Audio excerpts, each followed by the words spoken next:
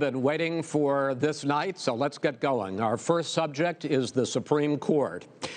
President Trump, you nominated Amy Coney Barrett over the weekend to succeed the late Ruth Bader Ginsburg on the court. You say the Constitution is clear about your obligation and the Senate's to consider a nominee to the court. Vice President Biden, you say that this is an effort by the president and Republicans to jam through an appointment and what you call an abuse of power. My first question to both of you tonight: why are you right in the argument you make and your opponent wrong? And where do you think a Justice Barrett would take the court? President Trump, in this first segment, you go first. 2 minutes. Thank you very much, Chris. I will tell you very simply, we won the election. Elections have consequences. We have the Senate, we have the White House, and we have a phenomenal nominee, respected by all, top academic, good in every way, In fact, some of her biggest endorsers are very liberal people from Notre Dame and other places. So I think she's going to be fantastic. We have plenty of time. Even if we did it after the election itself. I have a lot of time after the election, as you know. So I think that she will be outstanding. She's going to be as good as anybody that has served on that court. We really feel that. We have a professor at Notre Dame, highly respected by all, said she's the single greatest student he's ever had. He's been a professor for a long time at a great school. And we won the election, and therefore we have the right to choose her. And very few people knowingly would say otherwise. And by the way, the Democrats, they wouldn't even think about not doing it. If they had, the only difference is they'd try and do it faster. There's no way they would give it up. They had Merrick Garland, but the problem is they didn't have the election, so they were stopped. And probably that would happen in reverse also. Definitely would happen in reverse. So we won the election, and we have the right to do it, Chris. President Trump, thank you. Same question to you, Vice President Biden. You have 2 minutes. Well, first of all, thank you for doing this, and looking forward to this, Mr. President. Thank you, Joe. The American people have a right to have a say in who the Supreme Court nominee is, and that say occurs when they vote for a United States senators and when they vote for the President of the United States. They're not going to get that chance now because we're in the middle of an election already. The election has already started. Tens of thousands of people have already voted. And so the thing that should happen is we should wait. We should wait and see what the outcome of this election is, because that's the only way the American people get to express their view is by who they elect as president and who they elect as vice president. Now, what's at stake here is the president's made it clear he wants to get rid of the Affordable Care Act. He's been running on that, he ran on that, and he's been governing on that. He's in the Supreme Court right now trying to get rid of the Affordable Care Act, which will strip 20 million people from having insurance, health insurance now, if it goes into court. And the justice, and I have nothing, I'm not opposed to the justice, she seems like a very fine person. But she's written before she went on the bench, which is her right, that she thinks that the Affordable Care Act is not constitutional. The other thing that's on the court, and if it's struck down, what happens? Women's rights are fundamentally changed. Once again, a woman could be pay more money because she has a pre-existing condition of pregnancy. They were able to charge a woman more for the same exact procedure a man gets. And that ended when we, in fact, passed the Affordable Care Act. And there's 100 million people who have pre-existing conditions, and they'll be taken away as well. Those pre-existing conditions, the insurance companies are going to love this. And so it's just not appropriate to do this before this election. If he wins the election and the Senate is Democrat or Republican, then he goes forward. If not, we should wait until February. All right. There aren't 100 million people with pre-existing conditions. As far as the say is concerned, the people already had their say. Okay, Justice Ginsburg said very powerfully, very strongly, at some point, 10 years ago or so, she said a president and the Senate is elected for a period of time, but a president's elected for 4 years. We're not elected for 3 years. I'm not elected for 3 years. So we have the Senate, we have a president. He's elected to the next during election. that period of time, we have an opening. I'm not elected for 3 years. I'm elected for 4 years. The and the election's 100 million already started. people, Joe, the 100 million people is totally wrong. I don't know where you got that number. The bigger problem that you have is that you're going to extinguish 180 million people with their private health care that they're very happy with. That's simply not true. Well, you're certainly going to socialist. You're going to socialist medicine. We're now into, gentlemen, we're now into open discussion. Open discussion. Open discussion. Yes, I agree. Go ahead, Vice President. Number one, he knows that what I proposed. What I proposed is that we expand Obamacare and we increase it. We do not wipe any. And one of the big debates we had with 23 of my colleagues trying to win the nomination that I won were saying that Biden wanted to allow people to have private insurance still. They can. They do. They will under my proposal. It's not what you've said, and it's not what your party has said. That is simply your party a lie. doesn't say it. Your party wants to go socialist medicine. My party is and me. Socialist right healthcare. Now, I am and the they're going to Democratic dominate Party. you, Joe. You know that. I am the Democratic Party right now. The platform of the Democratic Party is what I, in fact, approved of. What I approved of. Now, here's the deal. The deal is that it's going to wipe out pre-existing conditions. And by the way, the 200,000 people that have died on his watch, how many of those have survived? Well, there's 7 million people that contracted COVID.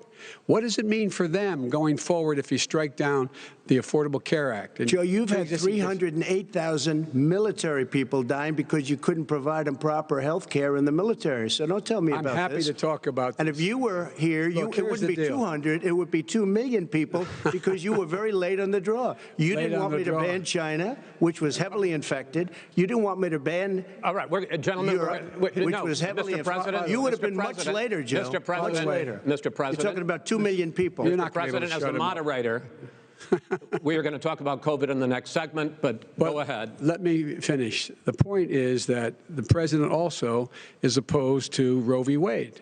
That's on the ballot as well in the court. And so that's also at stake right now. And so the election is already You don't know it's begun. on the ballot. Why is it on the ballot? Because why is it on the ballot? It's not on the ballot. It's on the ballot in the court. I don't think so. In the court. Well, there's nothing happening there. Donald, would you just you don't be quiet know for a minute? her view on Roe v. Wade. You don't know her view. Well, all right. Let's talk. We got a lot to unpack here, gentlemen. We got a lot of time. So on health care, and then we'll come back to Roe v. Wade. All right. Mr. President, the Supreme Court will hear a case a week after the election in which the Trump administration, along with 18 state attorneys general, are seeking to overturn Obamacare, to end Obamacare. You have spent the last... Because they want to give good health care. If I may ask my question, sir. Good health care. Over the last 4 years, you have promised to repeal and replace Obamacare, but you have never in these 4 years come up with a plan, a comprehensive plan to replace Obamacare. Of course I have. Well, I got rid of the individual mandate. I'm going to give you an opportunity. I got rid of the individual mandate, which was a big chunk of Obamacare. That is absolutely a big thing. That was the worst part of Obamacare. Sir, Chris, that was the worst part of Obamacare. Let me ask my question. Well, I'll ask Joe. The individual mandate was the most unpopular aspect of Obamacare. I got rid of it. And we will protect people with President, I'm the moderator of this debate, and I would like you to let me ask my question, and then you can answer your question. You, in the course of these 4 years, have never come up with a comprehensive plan to replace Obamacare, and just this last Thursday, you signed a largely symbolic executive order to protect people with pre-existing conditions 5 days before this debate. So my question, sir, is what is the Trump health care plan? Well, first of all, I guess I'm debating you, not him, but that's okay. I'm not surprised. Let me just tell you something, that there's nothing symbolic. I'm cutting drug prices. I'm going with favored nations, which no president has the courage to do because you're going against big pharma. Drug prices will be coming down 80 or 90%. You could have done it during your 47-year period in government, but you didn't do it. Nobody's done it. So we're cutting health care. All of the things that we've done, insulin. I'll give you an example. Insulin. It was destroying families, destroying people because I'm getting it for so cheap It's like water, you want to know the truth. So cheap. Take a look at all of the drugs what we're doing, prescription drug prices. We're going to allow our governors now to go to other countries to buy drugs because they pay just a tiny fraction. As I say, this is open discussion. No, let me ask you about, this is big stuff. Sir, you'll be happy. I'm about to pick up on one of your points to ask the Vice President, which is he points out that you would like to add a public option to Obamacare, and yes. The argument that he makes and other Republicans make is that that is going to end private insurance. It is and not. Well, if I can ask you the question, it will Not end. what your party says, by the way. It will end private insurance and create a government takeover of health care. It does not. It's only for those people who are so poor they qualify for Medicaid. They can get that free in most states, except governors who want to deny people who are poor Medicaid. Anyone who qualifies for Medicare would, Medicaid would automatically be enrolled in the public option. The vast majority of the American people would still not be in that option, number one. Joe, you agreed with Bernie Sanders, who's far left, on the manifesto, we call it, and that gives you socialized medicine. Look, hey, I'm not going to listen to him. The fact of the matter is, I beat Bernie Sanders. Not by much. I beat him a whole hell of a lot. I'm here standing facing you, Pocahontas would have left 2 days early. You would have lost every primary. All he knows how to do is Super Tuesday. You got very lucky. Here's the deal. I got very lucky. I'm going to get very lucky tonight as well. And tonight I'm going to make sure, because here's the deal. Here's the deal. The fact is that everything he's saying so far is simply a lie. I'm not here to call out his lies. Everybody knows he's a liar. But you I just agree. want to make sure. Joe, you're the liar. I want to make sure. You graduated last in your class, not first in your class.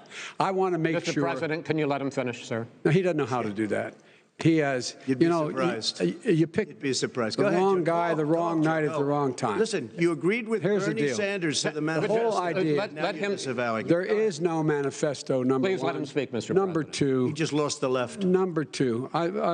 You just lost the left.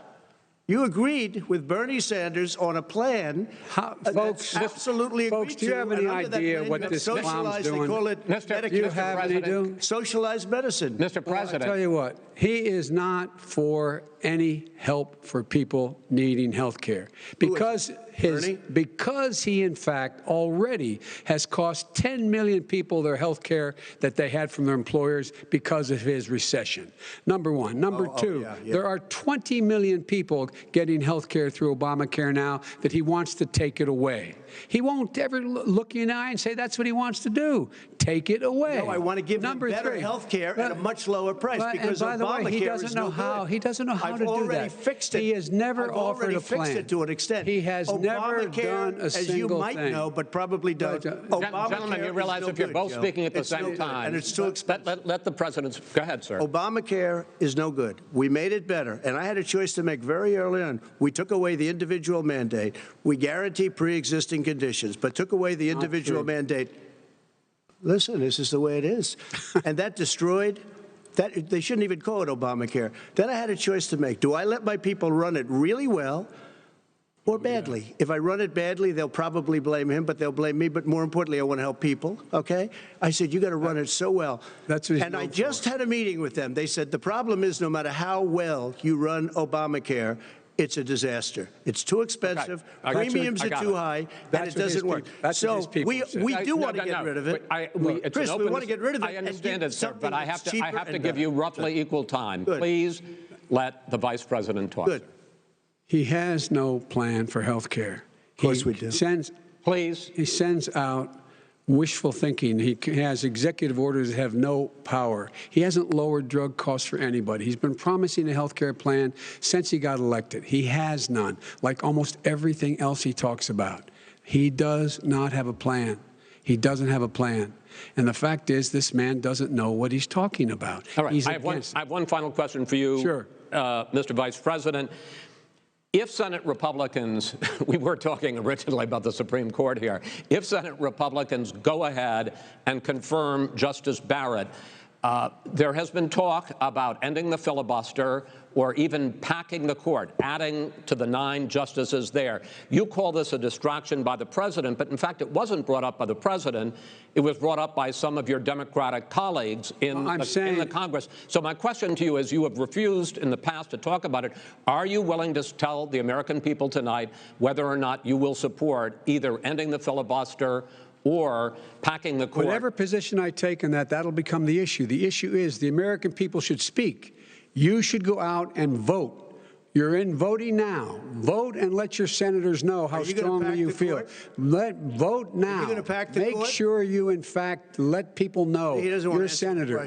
I'm not going to answer the question. Why would you answer that because question? The question is, the question is, Justice, radical left. Will you shut up, man? Listen, who is on your list, Joe? Who's on your list? Right. Gentlemen, I think this we've is ended so this. He's going to pack the court. I'm not going to give a list. We have ended this segment. We're going to move on to the second segment. That was really a productive segment, wasn't it?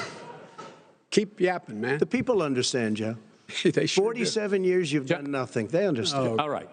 The second subject is COVID-19, which is an awfully serious subject. So let's try to be serious about it. We have had more than 7 million cases of coronavirus in the United States, and more than 200,000 people have died. Even after we produce a vaccine, experts say that it could be months or even years before we come back to anything approaching normal. My question for both of you is, based on what you have said and done so far, and what you have said you would do starting in 2021, why should the American people trust you more than your opponent to deal with this public health crisis going forward? In this case, the question goes to you first, sir. 2 minutes uninterrupted. Good luck. 200,000 dead. As you said, over 7 million infected in the United States. We, in fact, have 4% of the world's population, 20% of the deaths. 40,000 people a day are contracting COVID. In addition to that, about between 750 and 1,000 people a day are dying. When he was presented with that number, he said, it is what it is. Well, it is what it is because you are who you are. That's why it is. The president has no plan. He hasn't laid out anything. He knew all the way back in February how serious this crisis was. He knew it was a deadly disease. What did he do? He's on tape as acknowledging he knew it. He said he didn't tell us or give people a warning of it because he didn't want to panic the American people. You don't panic. He panicked. In addition to that, what did he do? He went in and we were insisting that the Chinese, the people we had on the ground in China should be able to go to Wuhan and determine for themselves how dangerous this was. He did not even ask Xi to do that. He told us what a great job Xi was doing. He said we owe him a debt of gratitude for being so transparent with us.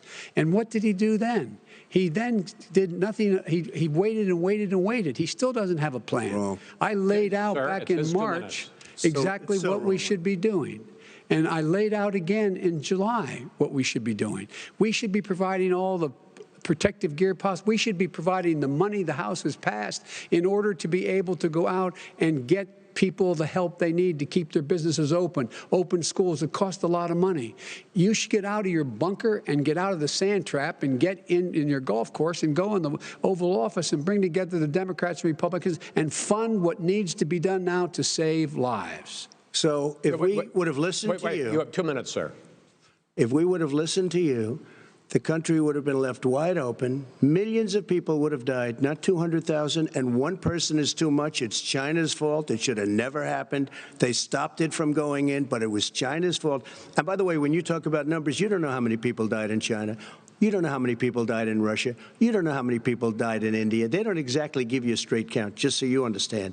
But if you look at what we've done, I closed it, and you said he's xenophobic. He's a racist, and he's xenophobic because you didn't think I should have closed our country. No, Wait a minute. It says 2 minutes. You didn't think we should have closed our country because you thought it was terrible. You wouldn't have closed it for another 2 months. By my doing it early, in fact, Dr. Fauci said, President Trump saved thousands of lives. Many of your Democrat governors said, President Trump did a phenomenal job. We worked with the governor. Oh, really? Go take a look. The governors said I did a phenomenal job. Most of them said that.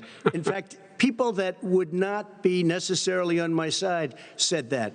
President Trump did a phenomenal job. We did. We got the gowns. We got the masks. We made the ventilators. You wouldn't have made ventilators. And now we're weeks away from a vaccine.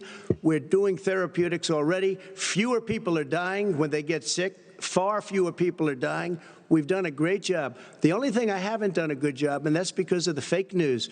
No matter what you say to them, they give you bad press on it. It's just fake news. They give you good press. They give me bad press because that's the way it is, unfortunately. But let me just tell you something. I don't care. I've gotten used to it. But I'll tell you, Joe, you could never have done the job that we did. You don't have it in your blood. You could have never done that job. I know how to do the job. I know how to get the job Well, you done. didn't do very well in swine flu. H1N1, you were a disaster. Your own chief of staff said you were a disaster. 14,000 people died, not 200,000. There was no economic recession. Sir, you made a There was no recession. You made a point. Let him answer. And there was no one. We didn't shut down the economy. This is his economy he's shut down. The reason it's shut down is because, look, you folks at home, how many of you got up this morning and had an empty chair at the kitchen table because someone died of COVID?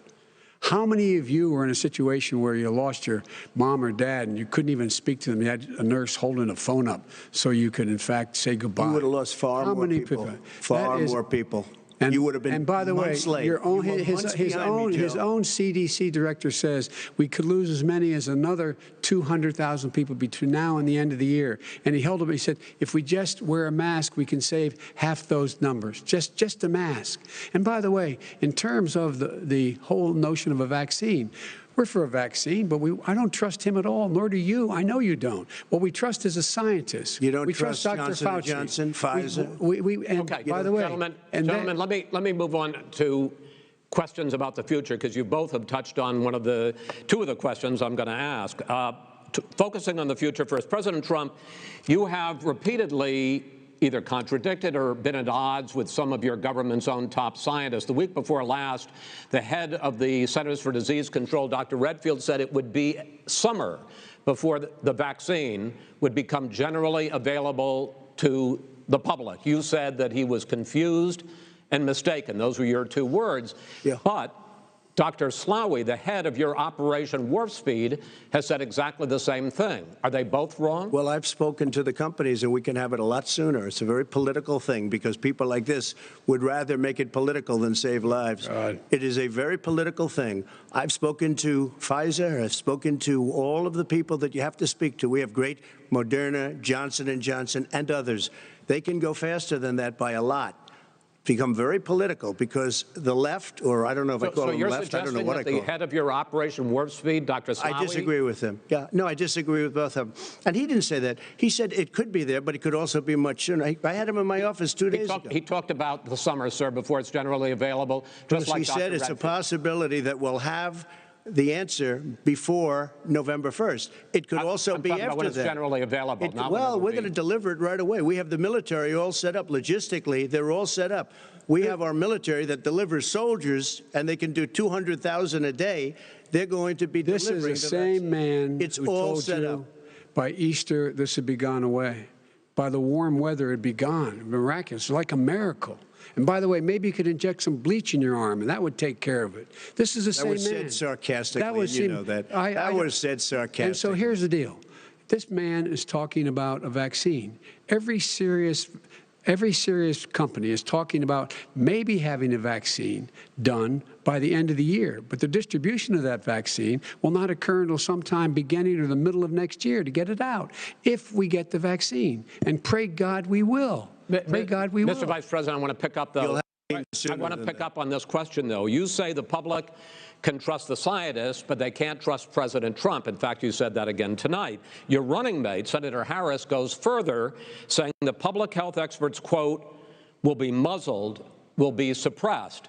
Given the fact that polls already show that people are concerned about the vaccine and are reluctant to take it, are you and your running mate, Senator Harris, contributing to that fear? No more than the question you just asked him. You pointed out. He puts pressure. and disagrees with, his own scientists. But you're saying you can't, or knows. Senator Harris is saying you can't trust the scientists. No, you can't trust the scientists. She didn't say that. You can't trust. She said the public health experts, quote, will be muzzled, will be suppressed. Well, that's what he's going to try to do. But there's millions of scientists, there's thousands of scientists out there, like here at this great hospital, that don't work for him. Their job doesn't depend on him. That's not, they're the people, and by the way. I spoke to the scientists that are in charge. By the way. They will have the vaccine very soon. Let him finish. Do you believe for a moment what he's telling you in light of all the lies he's told you about the whole issue relating to COVID? He still hasn't even acknowledged that he knew this was happening, knew how dangerous it was going to be back in February, and he didn't even tell you. He's on record as saying it. He panicked or he just looked at the stock market, one of the two, because guess what? A lot of people died, and a lot more are going to die unless he gets a lot smarter, a lot quicker. So, Mr. President? Did you use the word smart? So you said you went to Delaware State, but you forgot the name of your college. You didn't go to Delaware State. You graduated either the lowest or almost the lowest in your class. Don't ever use the word smart with me. Don't ever use that word. Oh, give me a break. Because you know what? There's nothing smart about you, Joe. 47 years, you've done nothing. Let's have this debate. And if you would have had, let me just tell you something, Joe.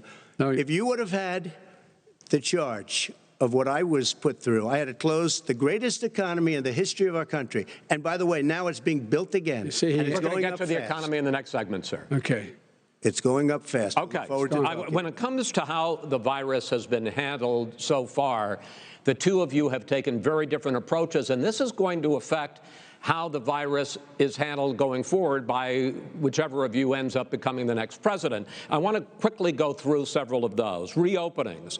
Vice President Biden, you have been much more reluctant than President Trump about reopening the economy and schools. Why, sir? Because he doesn't have a plan. If I were running, I know what the plan is. You've got to provide these businesses the ability to have the money to be able to reopen with the PPE as well as with the sanitation they need. You have to provide them plastic. Tell that to Nancy Pelosi. Well, he's just shush for a minute. Tell it to Nancy Pelosi and Schumer. By the way, Chuck. Nancy Pelosi and Schumer, they have a plan. He won't even meet with them. The Republicans won't meet with him in the Senate. And he sits on his golf course. And well, I mean, literally, think about it. You probably play more than I do, Joe. What about this question of reopenings and the fact? Well, he wants to shut down this country, and I want to keep it open. And we did a great thing by shutting it down. Wait a minute, Joe. Let me shut you down for a second, Joe, just for 1 second. He wants to shut down the country. We just went through it. We had to because we didn't know anything about the disease. Now we found that elderly people with heart problems and diabetes and different problems are very, very vulnerable. We learned a lot. Young children aren't. Even younger people aren't. We've learned a lot. But he wants to shut it down. More people will be hurt by continuing. If you look at Pennsylvania, if you look at certain states that have been shut down, they have Democrat governors all. One of the reasons they're shut down is because keep it shut down until after the election on November 3rd. I want to move on to another because subject. it's a I want to move on to another subject.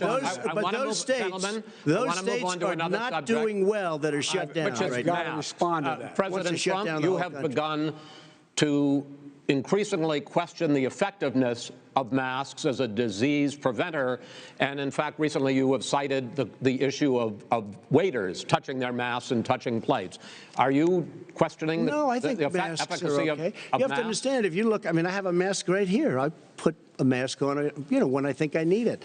Tonight, as an example, everybody's had a test, and you've had social distancing and all of the things that you have to. But I wear masks when needed. When needed, I wear masks. Okay, let me ask. I don't wear masks like him. Every time you see him, he's got a mask. He could be speaking 200 feet away from it. He shows up with the biggest mask I've ever seen. I will say this. Vice President Biden, go ahead, sir.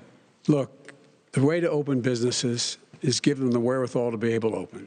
We provided money. The Congress. But I was asking you, sir, about masks. Well, masks make a big difference. His own head of the CDC said if we just wore masks between now, everybody wore masks in social distance between now and January, we'd probably save up to 100,000 lives. It matters. And they've also said the opposite. They've also said no serious person said the opposite. They've also said, well, look serious. at Dr. Fauci. Dr. Fauci said the opposite. He did not say the opposite. I want to ask you, we got a little bit more than a minute left in this masks segment. Are not good. Then he changed his mind. He said masks are good. I'm okay with masks. I want to ask you both about one last subject, because your different approaches has even affected the way that you have campaigned. President Trump, you're holding large rallies with crowds packed together, thousands of people. Outside, yes, sir, agreed. Vice President Biden, you are holding much smaller events with... Because nobody will show up. People with... Well, it's true. Nobody shows up to his rallies. All right. In any case, why you holding the big rallies? Why you not? You go first, sir. Because people want to hear what I have to say. I mean, but are you not worried about a great job as a president, and I'll have 35,000 people show up at airports. We use airports. Are you not worried about the disease issues, sir? We have a lot of people. Well, so far, we have had no problem whatsoever. It's outside. That's a big difference, according to the experts. And we do them outside. We have tremendous crowds, as you see. I mean, and literally on 24 hours notice. And Joe does the circles and has 3 people someplace. Okay. By the way, did you see one of the last big rallies he has? And a reporter came up to him to ask him a question. He said, no, stand back. Put on your mask. Put on a mask. Have you been tested? I'm way far away from those other people. That's what he said. I can't. I'm going to be okay. He's not worried about you. He's not worried about the people out there breathing in one another. We've had no negative effect. No negative effect. We've had no negative effect. And we've had 35,000, 40,000 people at these rallies. Just quickly finish up, because I want to move on to our next. Yes, I would. He's been totally irresponsible the way in which he has handled the social distancing and people wearing masks, basically encouraged them not to. All right. He's a fool on this. If you could get the crowds, you would have done the same thing. But you can't. Nobody cares. Gentlemen, can we move on to the economy? Yes. The economy is, I think it's fair to say, recovering faster than expected from the shutdown. Much faster. In the second quarter. The unemployment rate fell to 8.4% last month. The Federal Reserve says the hit to growth, which is going to be there, is not going to be nearly as big as they had expected. President Trump, you say we are in a V-shaped recovery. Vice President Biden, you say it's more of a K-shape. What difference does that mean to the American people in terms of the economy? President Trump, in this segment, you go first. So we built the greatest economy in history. We closed it down because of the China plague. When the plague came in, we closed it down, which was very hard psychologically to do. He didn't think we should close it down, and he was wrong. And again, 2 million people would be dead now instead of still 204,000 people is too much. One person is too much. Should have never happened from China. But what happened is we closed it down, and now we're reopening, and we're doing record business. We had 10.4 million people in a 4-month period that we've put back into the workforce. That's a record the likes of which nobody's ever seen before. And he wants to close down he will shut it down again. He will destroy this country. You know, a lot of people, between drugs and alcohol and depression, when you start shutting it down, you take a look at what's happening in some of your Democrat-run states where they have these tough shutdowns. And I'm telling you, it's because they don't want to open it. One of them came out last week. You saw that. Oh, we're going to open up on November 9th. Why November 9th? Because it's after the election. They think they're hurting us by keeping them closed. They're hurting people. People know what to do. They can social distance. They can wash their hands. They can wear masks. They can do whatever they want. But they got to open these states up.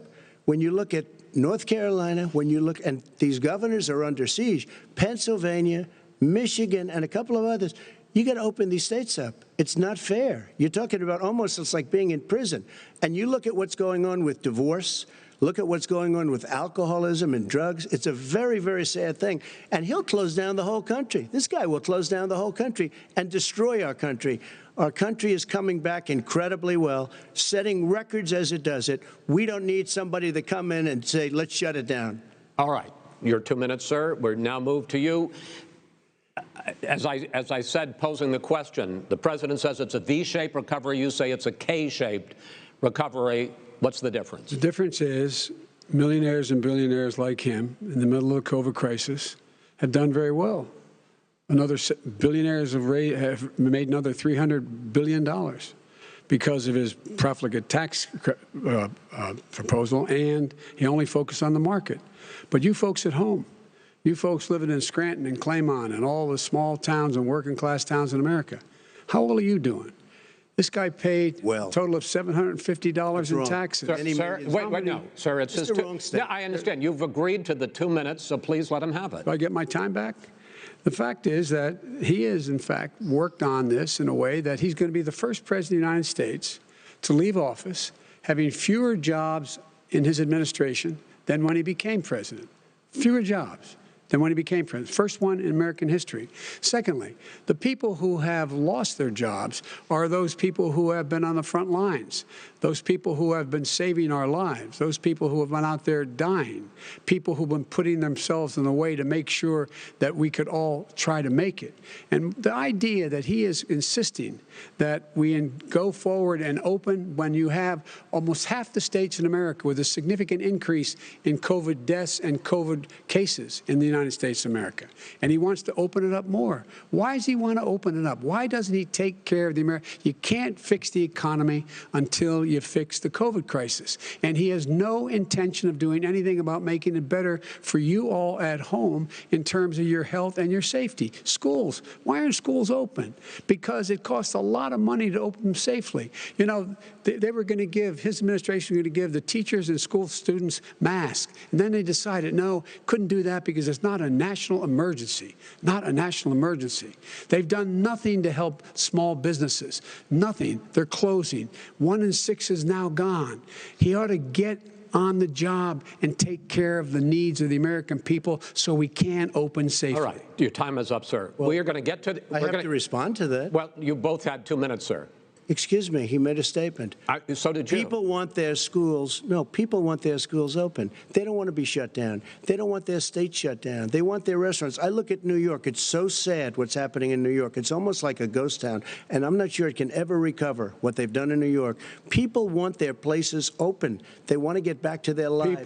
They'll be careful, but they want their schools open. Okay. I'm the one that brought back football. By the way, I brought back Big Ten football. It was me, and I'm very happy to do it. And all right, people of Ohio are very proud of me. And you know how I found out? When he took gentlemen, a phony we're going to get to your economic plans going forward in a moment. But first, Mr. President, as you well know, there's a new report that in 2016, the year you were elected president, and 2017, your first year as president, that you paid $750 a year in federal income tax each of those years. I know that you pay a lot of other taxes, but I'm asking you the specific question. Is it true that you paid $750 in federal income taxes each of those 2 years? I paid millions of dollars in taxes, millions of dollars of income tax. And let me just tell you, there was a story in one of the papers. I paid $38 million 1 year. I paid $27 million. Show us your tax returns. I went. You'll see it as soon as it's finished. You'll see it. You know, if you want to go to the Board of Elections. There's a 118-page or so report that says everything I have, every bank I have, I'm totally under-leveraged because the assets are extremely good, and we have a very, I built a great company. I'm asking you a specific question, which is... But let me tell you... I understand all of that. I understand all of that. No, Mr. President, go ahead. I'm asking you a question. Will you tell us how much you paid in federal income taxes in 2016 and 2017? Millions of dollars. You paid millions of dollars? Millions of dollars, So yes. not $750? Millions of dollars, and you'll get to see it. And you'll get to see it. But let me just tell you, Chris, let me just tell you something, that it was the tax laws. I don't want to pay tax. Before I came here, I was a private developer. I was a private business people. Like every other private person, unless they're stupid, they go through the laws, and that's what it is. He passed a tax bill that gave us all these privileges for depreciation and for tax credits. We build a building and we get tax credits, like the hotel on Pennsylvania Avenue. You get a massive, which, by the way, was given to me by the Obama administration, if you can believe that. Now, the man got fired right after that happened. But Vice President Biden, you want to respond? Yeah, I do want to respond. Look, the tax code that made him put him in a position that he pays less tax than a school teacher makes on the money a school teacher makes is because of him he says he's smart because he can take advantage of the tax code. And he does take advantage of the tax code. That's why I'm going to eliminate the Trump tax cuts. And I'm going to eliminate those tax cuts and make sure that we invest in the people who, in fact, need the help. People out there need help. But why didn't you do it over the last 25 years? Because you weren't president. Because you weren't president screwing things up. You were a senator. And You're by the way, worst president America has ever had. Hey, Come Joe, on. let me just tell you, Joe, I've done more in 47 months. I've done more than you've done in 47 years, Joe. We've done things that you never even thought of doing, including fixing the broken military that you gave me, including taking care of your vets. Mr. President, we're talking about the economy. I'd like to ask you about your plans going forward because, Mr. Vice President, your economic plan, if you were to be elected president, focuses a lot on big government, big taxes, big spending. I want to focus first on the taxes. You propose more than $4 trillion over a decade in new taxes on individuals making more than $400,000 a year and on corporations. President Trump says that that kind of an increase in taxes is going to hurt the economy as it's just coming out of a recession. Well, just take a look at what the analysis done by Wall Street firms. Points out that my economic plan would create 7 million more jobs than his in 4 years, number one. And number two, it would create an additional $1 trillion in economic growth because it would be about buying American. That we're going to make the federal government spend $600 billion a year on everything from ships to steel to buildings and the like.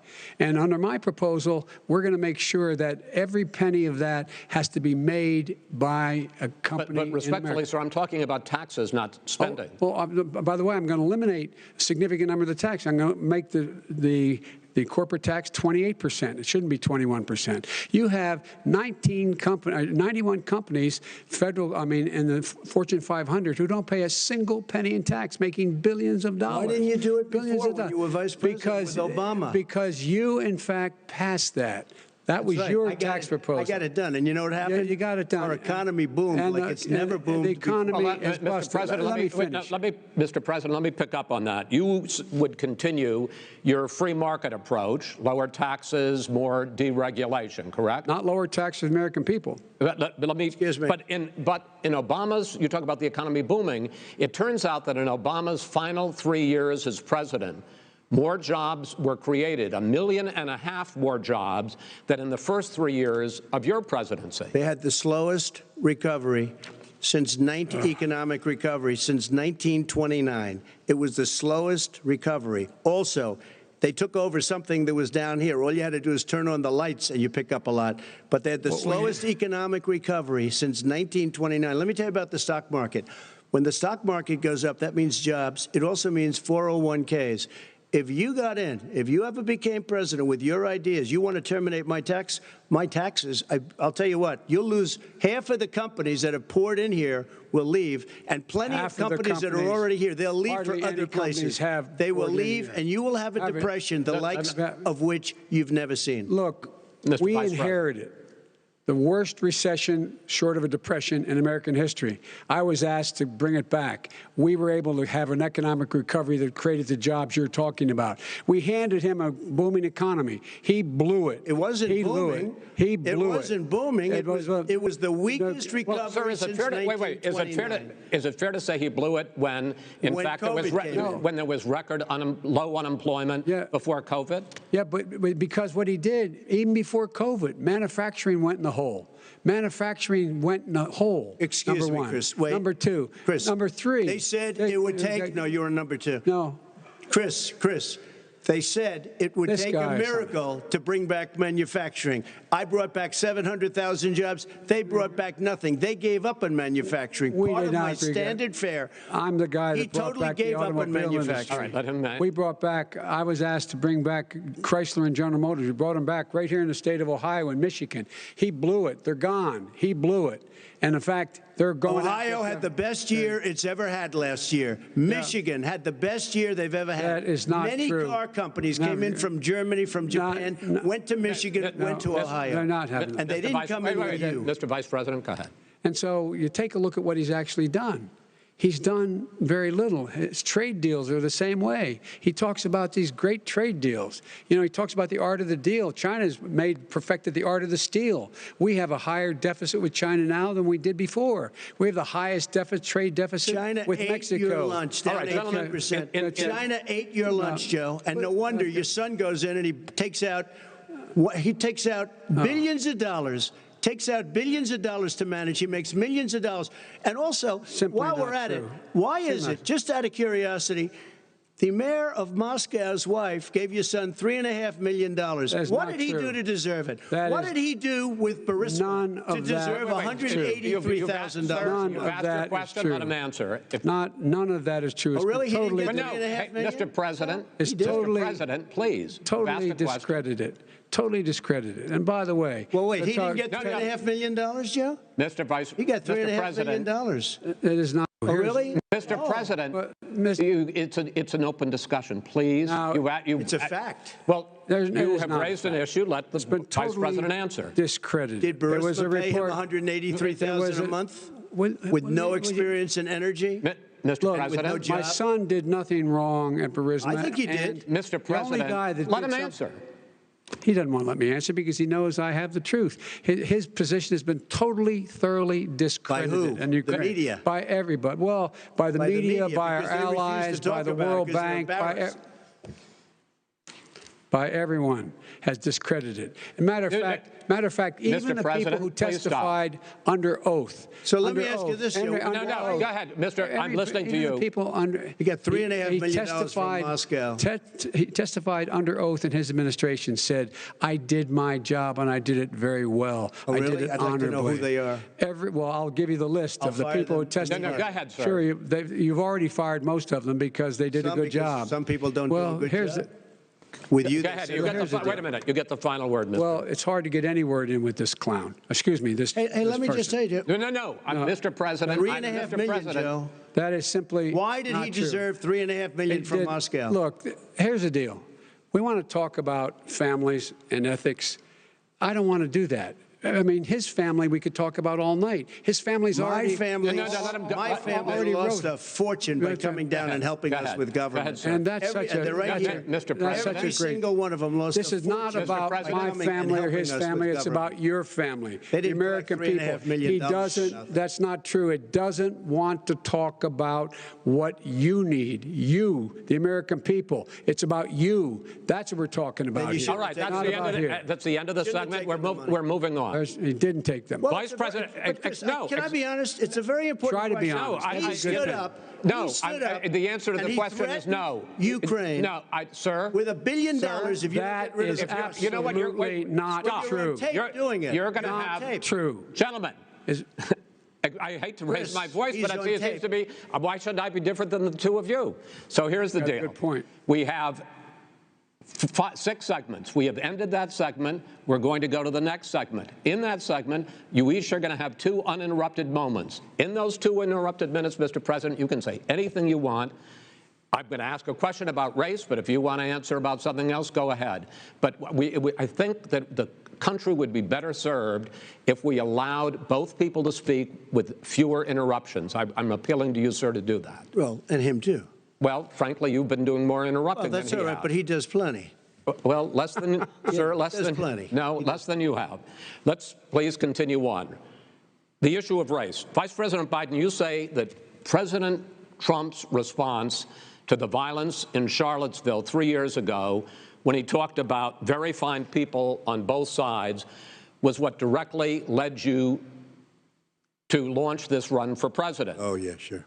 President Trump, you have often said that you believe you have done more for black Americans than any president, with the possible exception of Abraham Lincoln. My question for the two of you is, why should voters trust you rather than your opponent to deal with the race issues facing this country over the next 4 years?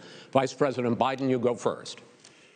It's about equity and equality. It's about decency. It's about the Constitution. And we have never walked away from trying to require equity for everyone, equality for the whole of America. But we've never accomplished it. But we've never walked away from it like he has done. It is true. The reason I got in the race is when those people, close your eyes, remember what those people look like coming out of the fields carrying torches, their veins bulging, just spewing anti-Semitic bile, and accompanied by the Ku Klux Klan. A young woman got killed. And they asked the president what he thought. He said there were very fine people on both sides. No president has ever said anything like that. It is who's now, second point I'd make to you is that when Floyd was killed, when Mr. Floyd was killed, there was a peaceful protest in front of the White House. What did he do? He came out of his bunker, had the military use tear gas on him so he could walk across to a church and hold up a Bible. And then what happened after that? The bishop of that very church said that it was a disgrace. The general who was with him said all he ever wants to do is divide people, not unite people at all. This is a president who has used everything as a dog whistle to try to generate racist hatred, racist division. This is a man who, in fact, you talk about helping African Americans. 1 in 1,000 African Americans has been killed because of the coronavirus. And if he doesn't do something quickly, by the end of the year, 1 in 500 will have been killed. 1 in 500 African Americans. This man is a savior of African Americans. This man cares at all. This man's done virtually nothing. Look, the fact is that you have to look at what he talks about. You have to look at what he did. And what he did has been disastrous for the African-American community. So, President Trump, you have 2 minutes. Why should Americans trust you over your opponent to deal with racism? He did a crime bill, 1994, where you call them super predators, African Americans, the super predators, and they've never forgotten it. They've never forgotten it, Joe. No, sir, it's his 2 minutes. So you did that, and they call you a super predator, and I'm letting people out of jail now that you have treated the African American population community, you have treated the black community about as bad as anybody in this country. You did the 1990, and that's why, if you look at the polls, I'm doing better than any Republican has done in a long time, because they saw what you did. You call them super predators, and you've called them worse than that, because you look back at your testimony over the years, you've called them a lot worse than that. As far as the church is concerned, and as far as the generals are concerned, we just got the support of 250 military leaders and generals, total support. Law enforcement, almost every law enforcement group in the United States. I have Florida, I have Texas, I have Ohio, I have Portland. The sheriff just came out today, and he said, I support President Trump. I don't think you have any law enforcement. You can't even say the word law enforcement, because if you say those words, you're going to lose all of your radical left supporters. And why aren't you saying those words, Joe? Why don't you say the words law enforcement? Because you know what? If they called us in Portland, we would put out that fire in a half an hour, but they won't do it because they're run by radical left Democrats. If you look at Chicago, if you look at any place you want to look, Seattle, they heard we were coming in the following day, and they put up their hands, and we got back Seattle. Minneapolis, we got it back, Joe, because we believe in law and order, but you don't. The top 10 cities and just about the top 40 cities are run by Democrats and, in many cases, radical left. And they've got you wrapped around their finger, Joe, to a point where you don't want to say anything about law and order. And I'll tell you what, the people of this country want and demand law and order, and you're afraid to even say it. All right. I want to return to the question of race.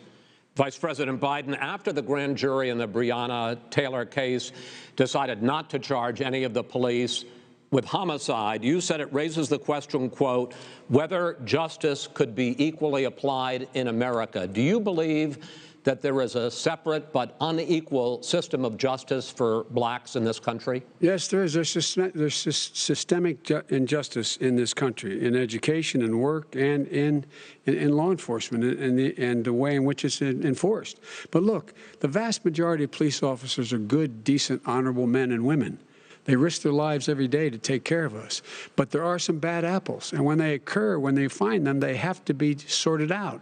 They have to be held accountable. They have to be held accountable. And what I'm going to do as President of the United States is call together an entire group of people at the White House, well, everything from the civil rights groups to the police officers, to the police chiefs, and we're going to work this out. We're going to work this out so we change the way in which we have more transparency in when these things happen. These cops aren't happy to see what happened to George Floyd. These cops aren't happy to see what happened to Breonna Taylor. Most don't like it, but we have to have a system where people are held accountable. And by the way, violence in response is never appropriate, never appropriate.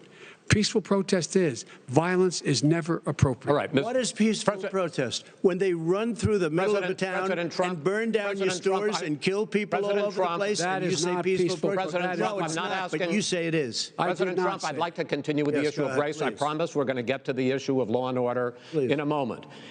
This month, your administration directed federal agencies to end racial sensitivity training that addresses white privilege or critical race theory. Why did you decide to do that, to end racial sensitivity training? And do you believe that there is systemic racism in this country, sir? I ended it because it's racist. I ended it because a lot of people were complaining that they were asked to do things that were absolutely insane, that it was a radical revolution that was taking place in our military, in our schools, all over the place, and you know it, and so does everybody else. And he would know. What is radical about racial sensitivity training, sir? If you were a certain person, you had no status in life. It was sort of a reversal. And if you look at the people, we were paying people hundreds of thousands of dollars to teach very bad ideas and, frankly, very sick ideas.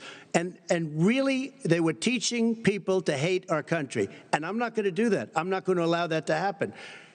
We have to go back to the core values of this country. They were teaching people that our country is a horrible place, it's a racist place, and they were teaching people to hate our country. And I'm not going to allow that to happen. Vice President Biden? Nobody's doing that. He's the racist. You just don't know. Here's the deal. I know a lot more about this than he does. Let him finish. The fact is that there is racial insensitivity. People have to be made aware of what other people feel like, what insults them, what is demeaning to them.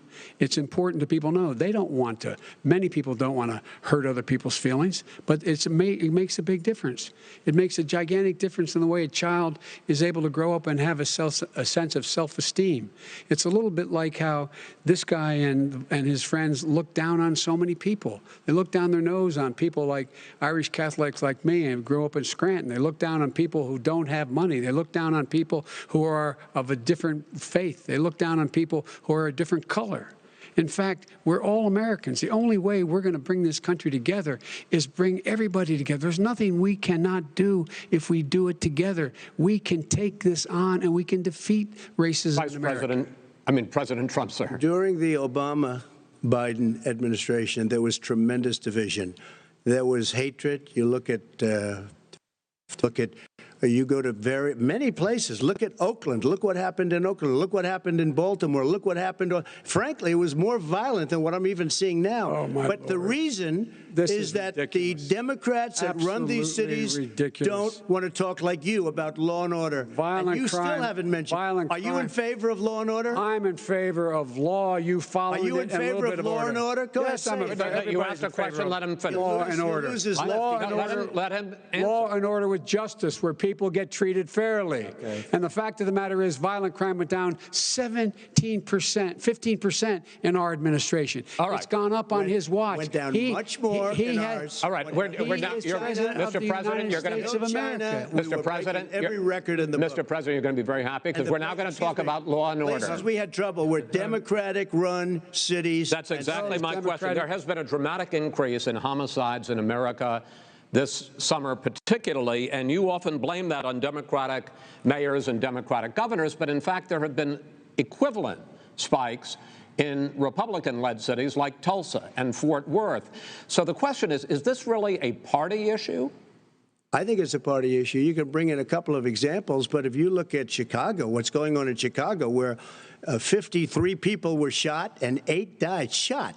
If you look at New York, where it's going up like nobody's ever seen anything, the numbers are going up 100, 150, 200% crime. It is crazy what's going on. And he doesn't want to say law and order because he can't, because he'll lose his radical left supporters. And once he does that, it's over with. But if he ever got to run this country and they ran it the way he would want to run it, our suburbs would be gone. By the way, our suburbs would be gone, and you would see problems like you've never seen. He wouldn't know a suburb unless he took a wrong turn. Oh, I know suburbs. He would not. So much I was raised, Go ahead. Wait a minute. I was raised in the suburbs. This is not 1950. All these dog whistles on racism don't work anymore. Suburbs are by and large integrated. There's many people today driving their kids to soccer practice and/or to black and white and Hispanic in the same car as there have been any time in the past. What really is a threat to the suburbs and their safety is his failure to deal with COVID. They're dying in the suburbs. His failure to deal with the environment. They're being flooded.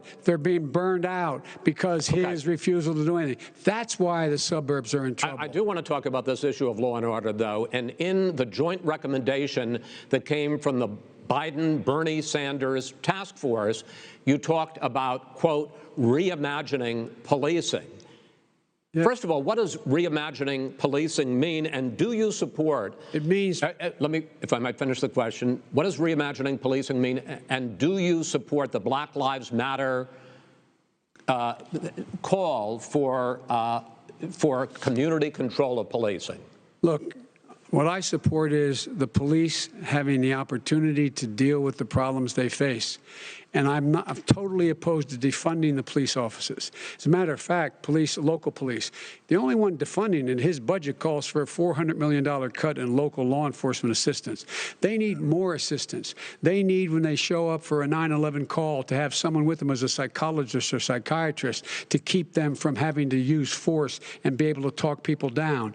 We have to have community policing like we had before, where the officers get to know the people in the communities. That's when crime went down. It didn't go up. It went down. And so we have to be engaged. That's not what they're talking about, Chris. That's not what they're talking about. He's talking about defunding the police. That is not true. He doesn't have any law support.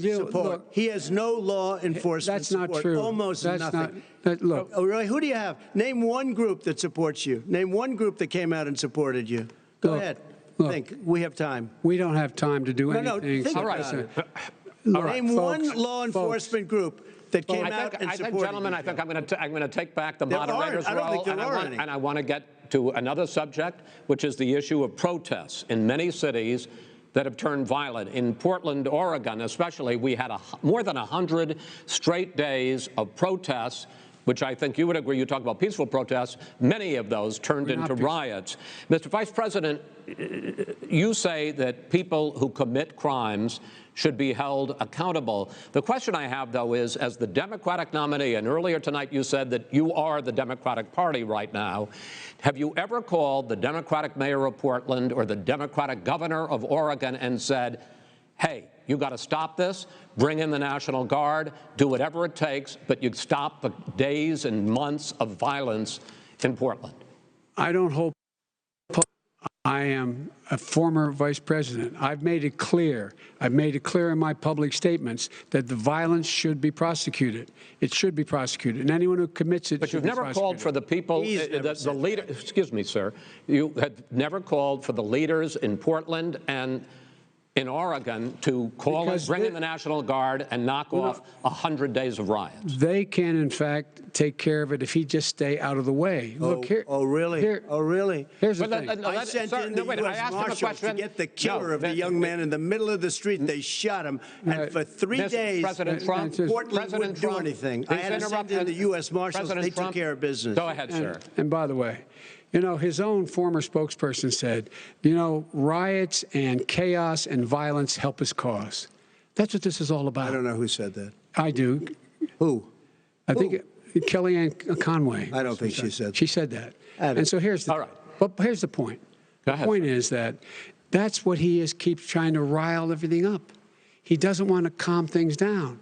Instead of going in and talking to people and saying, let's get everybody together, figure out how to deal with this. What's he do? He just pours gasoline in the fire constantly, and every single solitary time. And to button up this segment. I'm going to give you a minute to answer, sir. You have repeatedly criticized. I have to answer his statement. No, you have repeatedly. Wait, you have no. You've been talking back and forth. You made a statement. I'm asking you. I would love to end it. Sir, I would love to end it. You know, if you want to switch seats, we could very quickly. We could do that. But I'd send in the National Guard. It would be over. There'd be no problem. Okay. But they don't want to accept the National Guard. You have repeatedly criticized the Vice President for not specifically calling out Antifa and other left-wing extremist groups. But are you willing tonight to condemn white supremacists and militia groups and to say that they need to stand down and not add to the violence in a number of these cities, as we saw in Kenosha and as we've seen in Portland? Sure, are you I'm prepared to do specifically that, but do it? Well, go ahead, sir. I would say almost everything I see is from the left wing, not from the right wing. So what are you saying? I'm willing to do anything. I want to see peace. Then do it, sir. Say it. Do it. Say it. Do you want to call him? What do you want to call him? Give me a name. Give me a white name. Supremacists and Who would white you like me to condemn? White supremacists and right Proud Boys, stand back and stand by. But I'll tell you what. Somebody's got to do something about Antifa and the left, because this is not a right-wing problem. This is a left-wing. FBI director This is a left-wing problem. White supremacists. Antifa's an idea, not an organization. Oh, you got to be not kidding. militia. That's what his FBI, FBI director said. Well, then you know what? No, we're done, sir. We're moving on to the next. We're moving. When a bat hits you over the head, that's not an idea. Everybody in your administration tells you the truth has a bad idea. Can I tell you what? You have no ideas. Antifa is a dangerous, all right, radical gentlemen, group. we're now moving on to the Trump and Biden records. They'll overthrow you. When a president, I'm going to ask a question. When the president seeks a second term, it is generally a referendum on his record. But Vice President Biden, you like to quote one of your dad's sayings, which is, don't compare me to the almighty, compare me to the alternative. And in this case, sir, you are the alternative. Looking at both of your records, I'm going to ask each of you, why should voters elect you president over your opponent? In this segment, President Trump, you go first, 2 minutes. Because there has never been an administration or president who has done more than I've done in a period of 3.5 years. And that's despite the impeachment hoax. And you saw what happened today with Hillary Clinton, where it was a whole big con job. But despite going through all of these things where I had to fight both flanks and behind me and above, there has never been an administration that's done what I've done. The greatest, before COVID came in, the greatest economy in history, lowest unemployment numbers. Everything was good. Everything was going. And by the way, there was unity going to happen. People were calling me for the first time in years. They were calling and they were saying, it's time maybe. And then what happened? We got hit, but now we're building it back up again. A rebuilding of the military, including Space Force and all of the other things. A fixing of the VA, which was a mess under him. 308,000 people died because they didn't have proper health care. He was a mess. And we now got a 91% approval rating at the VA, our vets. We take care of our vets. But we've rebuilt our military. The job that we've done, and I'll tell you something, some people say maybe the most important.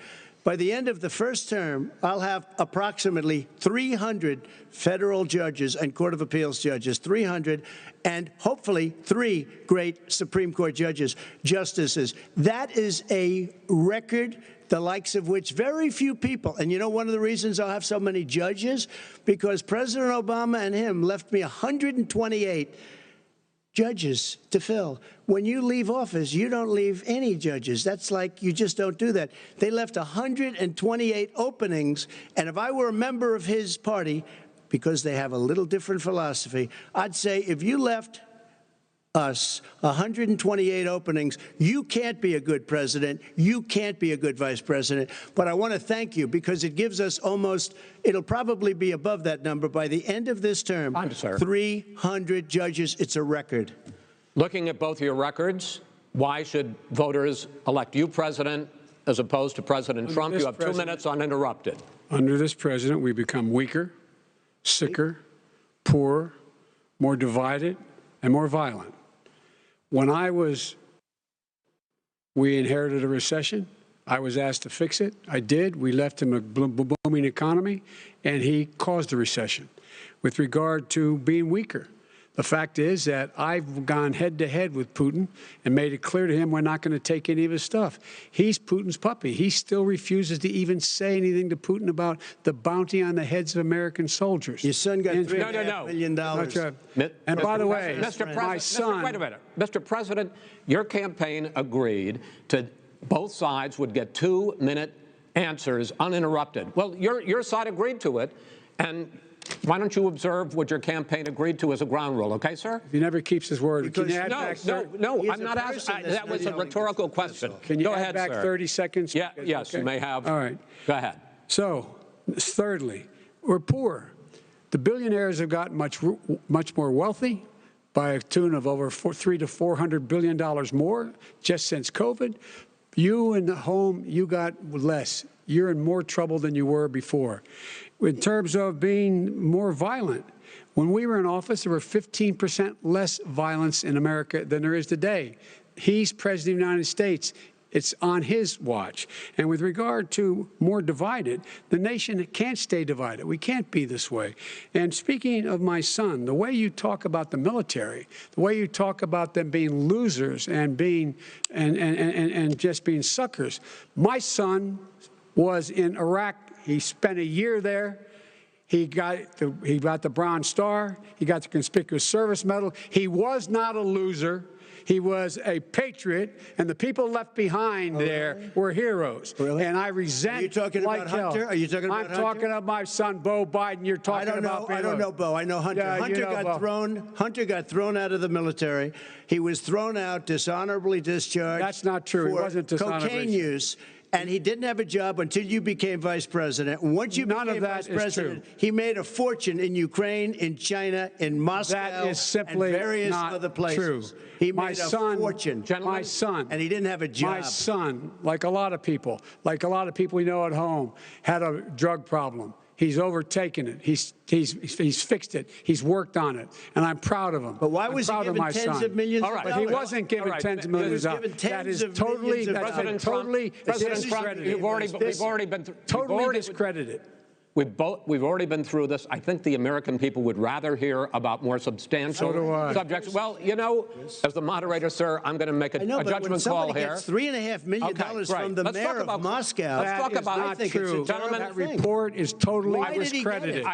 Mitt Romney on that committee said it wasn't worth taxpayers' money, that report. It was written for political reasons. You know, I'd like to talk about climate change. So would I.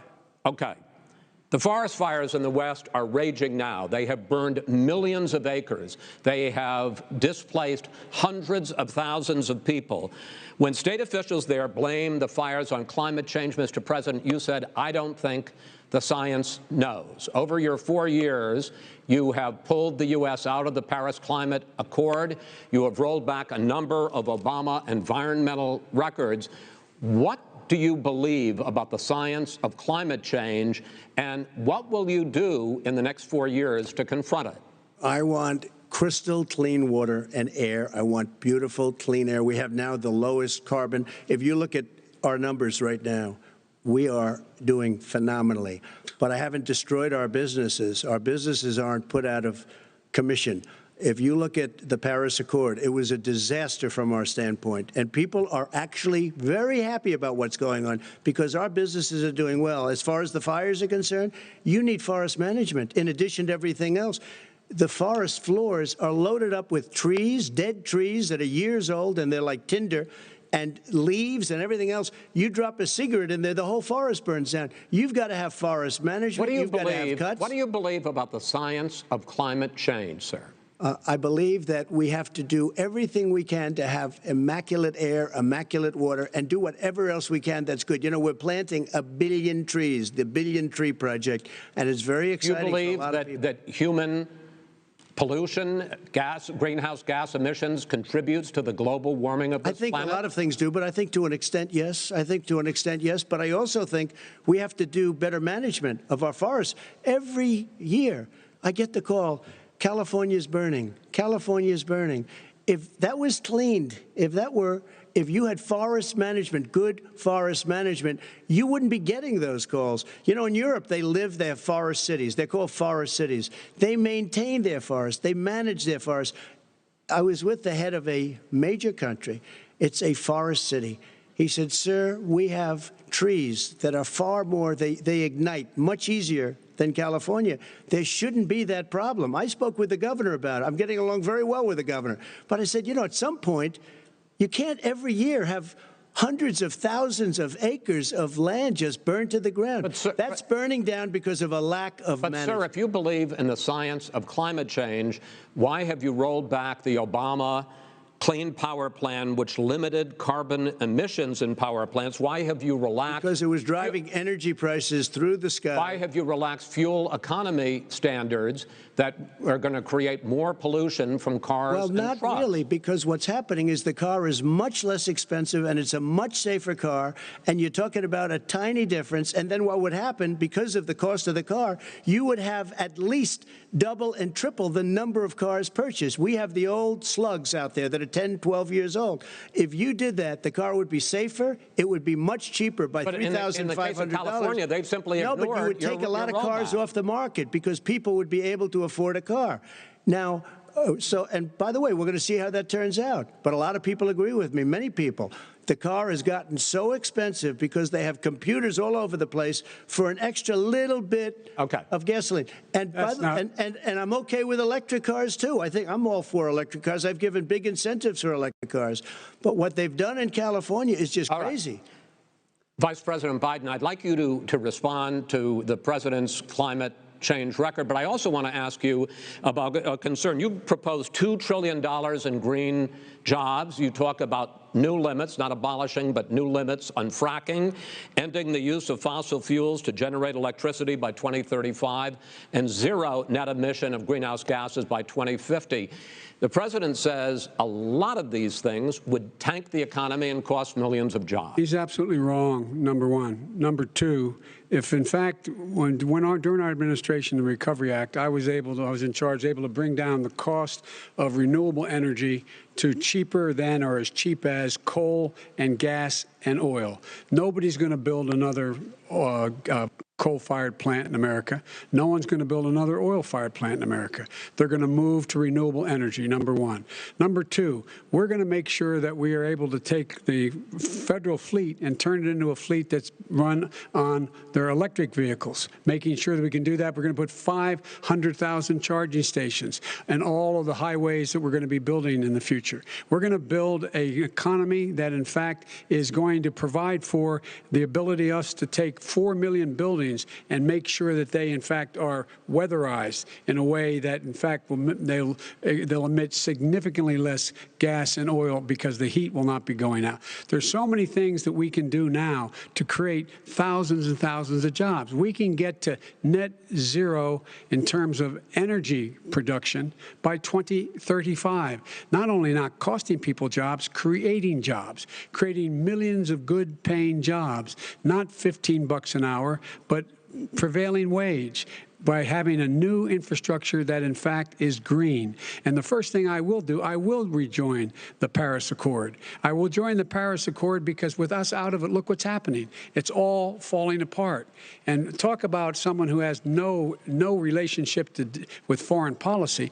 Brazil, the rainforests of Brazil are being torn down, are being ripped down. More carbon is absorbed in that rainforest than every bit of carbon that's emitted in the United States.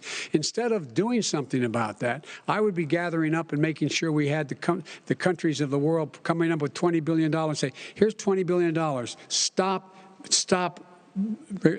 tearing down the forest. And if you don't, then you're going to have significant economic consequences. What about the argument that President Trump basically says that you have to balance environmental interests and economic interests, and he's drawn his line? Well, he hadn't drawn a line. He still, for example, makes sure that he wants to make sure that methane's not a problem. You can now emit more methane without it being a problem. Methane. Right. This is a guy who says that you don't have to have mileage standards for automobiles that exist now. This is a guy who says that Well, the fact is, it's all true. And here's the deal. He's talking about the Green New Deal, and it's not $2 billion or $20 billion, as you said.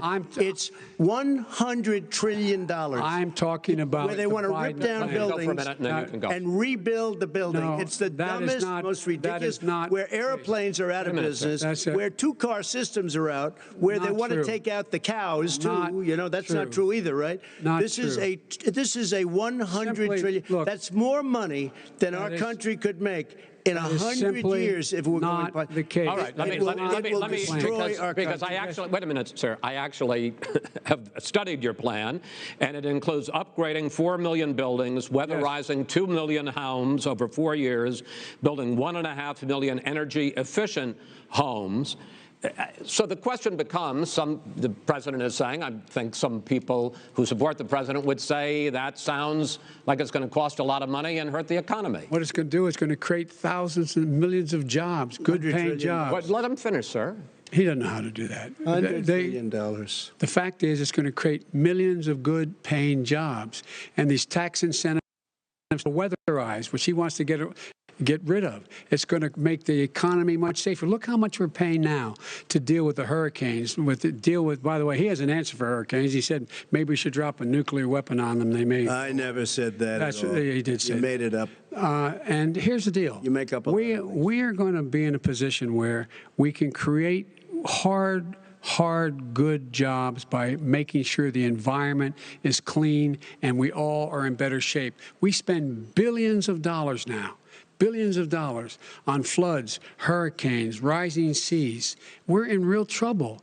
Look what's happened just in the Midwest with these storms that come through and wipe out entire sections and counties in Iowa. That didn't happen before. They're because of global warming. We make up 15% of the world's problem.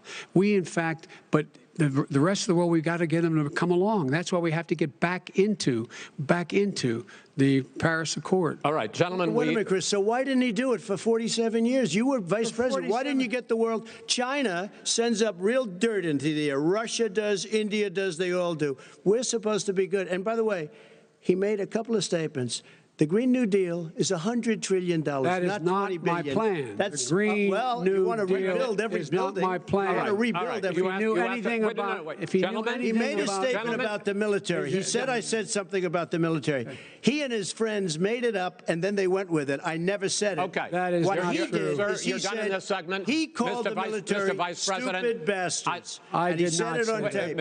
He said stupid bastards. He said it. Stop. I would never say that. Play it. Go ahead. Mr. Vice President answered his final question. The final question is, I can't remember which of all his rantings. I'm having a little trouble myself. But and about the economy and about this question of what it's going to cost. The economy. I mean, the Green New Deal and the idea of what your environmental changes will do. The Green New Deal will pay for itself as we move forward. We're not going to build plants that, in fact, are great polluting plants. So do you support the Green New Deal? Pardon me? Do you support that? No, I don't support the Green New Deal. Oh, you don't? Oh, well, that's a big statement. I support the radical left. I support the Biden plan that I put forward. Okay. The Biden plan, which is different than what he calls the radical Green New Deal. All right, gentlemen, final segment, election integrity. As we meet tonight, millions of Americans are receiving mail-in ballots or going to vote early. How confident should we be that this will be a fair election, and what are you prepared to do over the next 5+ weeks, because it'll not only be to Election Day, but also counting some ballots, mail-in ballots after Election Day? What are you prepared to do to reassure the American people that the next president will be the legitimate winner of this election? In this final segment, Mr. Vice President, you go first. Prepared to let people vote. They should go to iwillvote.com, decide how they're going to vote, when they're going to vote, and what means by which they're going to vote. His own Homeland Security Director, and as well as the FBI Director, says there is no evidence at all that mail-in ballots are a source of being manipulated and cheating. They said that.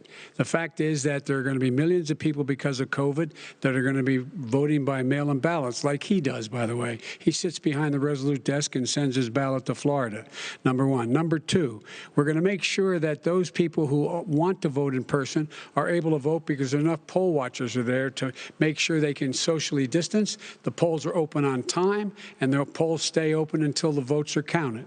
And this is all about trying to dissuade people from voting because he's trying to scare people into thinking that it's not going to be legitimate.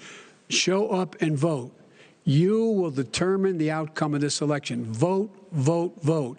If you're able to vote early in your state, vote early. If you're able to vote in person, vote in person. Vote whatever way is the best way for you, because he cannot stop you from being able to determine the outcome of this election. And in terms of whether or not when the votes are counted, and they're all counted, that will be accepted. If I win, that will be accepted. If I lose, that will be accepted. But by the way, if in fact he says he's not sure what he's going to accept, well, let me tell you something. It doesn't matter, because if we get the votes, it's going to be all over. He's going to go. He can't stay in power. It won't happen. It won't happen. So vote. Just make sure you understand you have it in your control to determine what this country is going to look like the next 4 years. Is it going to change, or are you going to get 4 more years of these lies? Mr. President, 2 minutes. So when I listened to Joe talking about a transition, there's been no transition from when I won. I won that election. And if you look at crooked Hillary Clinton, if you look at all of the different people, there was no transition, because they came after me trying to do a coup. They came after me spying on my campaign. They started from the day I won, and even before I won, from the day I came down the escalator with our First Lady. They were a disaster. They were a disgrace to our country. And we've caught them. We've caught them all. We've got it all on tape. We've caught them all. And by the way, you gave the idea for the Logan Act against General Flynn. You better take a look at that, because we caught you in a sense, and President Obama was sitting in the office. He knew about it too. So don't tell me about a free transition. As far as the ballots are concerned, it's a disaster. A solicited ballot, okay, solicited is okay. You're soliciting, you're asking, they send it back, you send it back. I did that. If you have an unsolicited, they're sending millions of ballots all over the country. There's fraud. They found them in creeks. They found some with the name Trump, just happened to have the name Trump just the other day in a waste paper basket. They're being sent all over the place. They sent 2 in a Democrat area. They sent out 1,000 ballots. Everybody got 2 ballots. This is going to be a fraud like you've never seen. The other thing, it's nice on November 3rd, you're watching and you see who won the election. And I think we're going to do well, because people are really happy with the job we've done. But you know what? We won't know. We might not know for months, because these ballots are going to be all over. Take a look at what happened in Manhattan. Take a look at what happened in New Jersey. Take a look at what happened in Virginia and other places. They're not losing 2%, 1%, which, by the way, is too much. An election could be won or lost with that. They're losing 30 and 40%. It's a fraud, and it's a shame. And can you imagine where they say, you have to have your ballot in by November 10th. November 10th. That means that's 7 days after the election, in theory, should have been announced. Okay. We have major states with that. Sir, all run by 2 Democrats. 2 minutes is 2 minutes. All run by Democrats. It's President Trump, it's a rigged election. You're going to be able to continue. You have been charging for months that mail-in balloting is going to be a disaster. You say it's rigged, that it's going to lead to fraud. But in 2018, in the last midterm election, 31 million people voted mail-in voting. That was a quarter, more than a quarter of all the voters that year cast their ballots by mail. Now that millions of mail-in ballots have gone out, what are you going to do about it? And are you counting on the Supreme Court, including a Justice Barrett, to settle any dispute? Yeah, I think I'm counting on them to look at the ballots, definitely. I don't think I hope we don't need them in terms of the election itself. But for the ballots, I think so, because what's happening is incredible. I read today, where at least 1% of the ballots for 2016 were invalidated. They take them. We don't like them. We don't like them. But what are you going to do about it? There are millions of ballots going out right now. What you do is you go and vote. You do a solicited ballot, and that's okay, or you go and vote. I'm asking you about the fact that millions of people You go and vote. You go and vote. But like they used to in the old millions of people. You either do, Chris, a solicited ballot where you're sending it in, they're sending it back, and you're sending.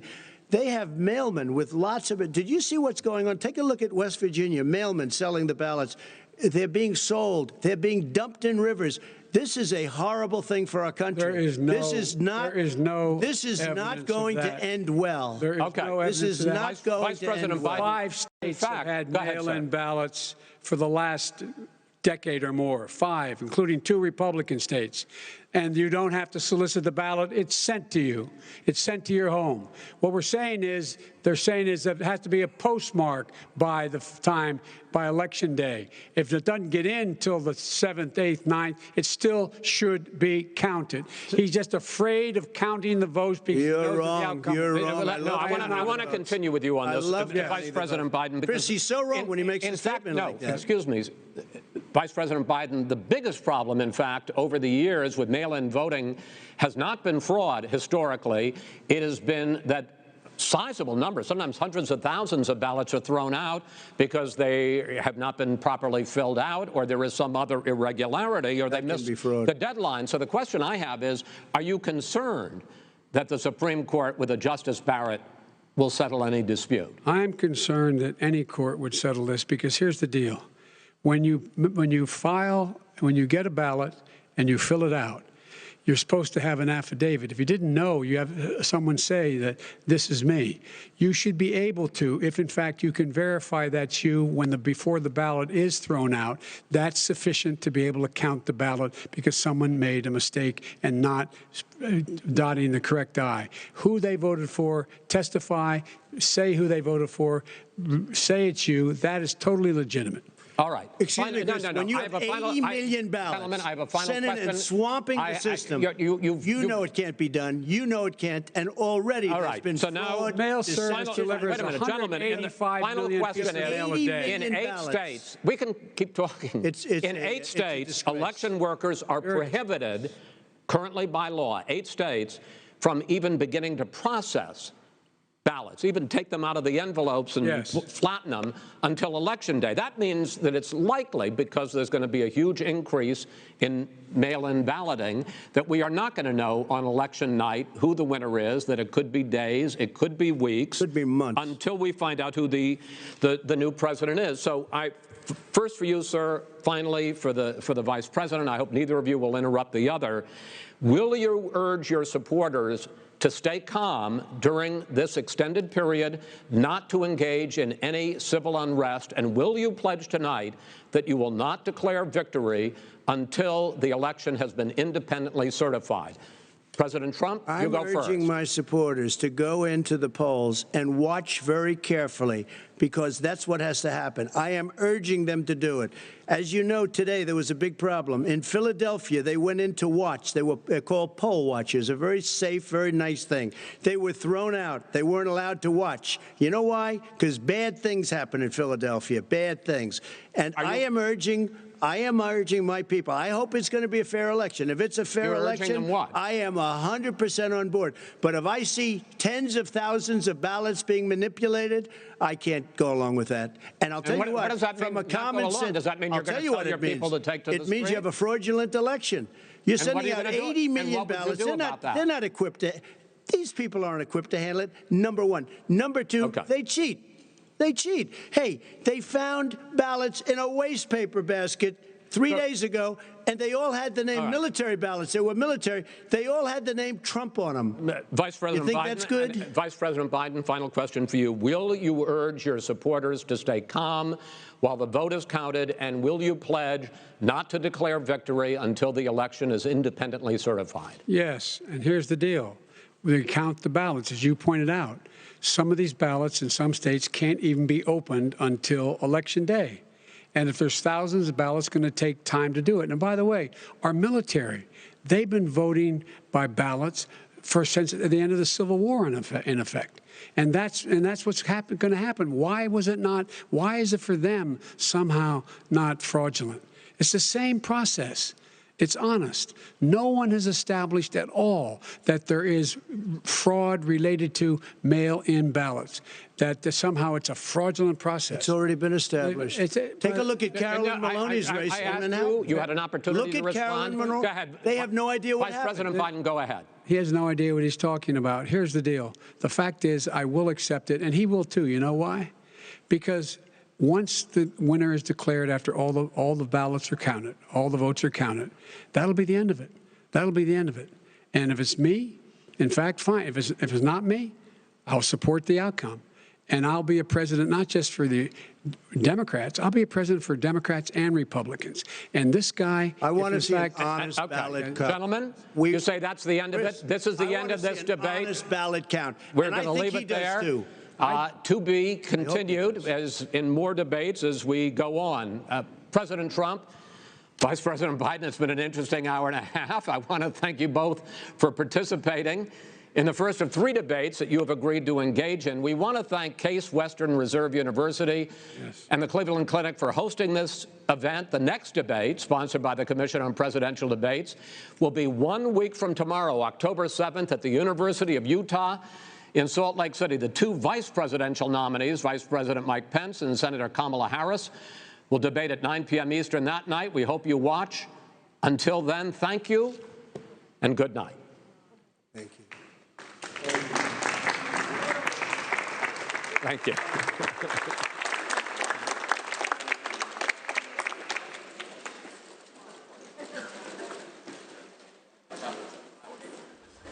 Well, you've just completed watching about 98 minutes of the first presidential debate of 2020 with Joseph Biden and President Donald J. Trump. You see the First Lady there going over to congratulate President Trump on what I would say is a pretty good job. Welcome back here to our studios at OAN. I want to welcome along Alex and Greta with me. And the first thing I got to say about watching that whole 98-minute fiasco